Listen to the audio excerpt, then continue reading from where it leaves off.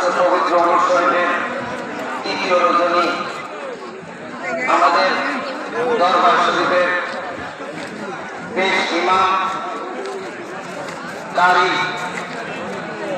মইনুল হক সাহেবকে আজকে পবিত্র অনুষ্ঠানের সভাপতি হিসেবে আমি প্রস্তাব করলাম, উক্ত প্রস্তাব সমর্থন করলাম। নারায়ে তাকবীর, নারায়ে তাকবীর, নারায়ে রিসালাত, নারায়ে রিসালাত।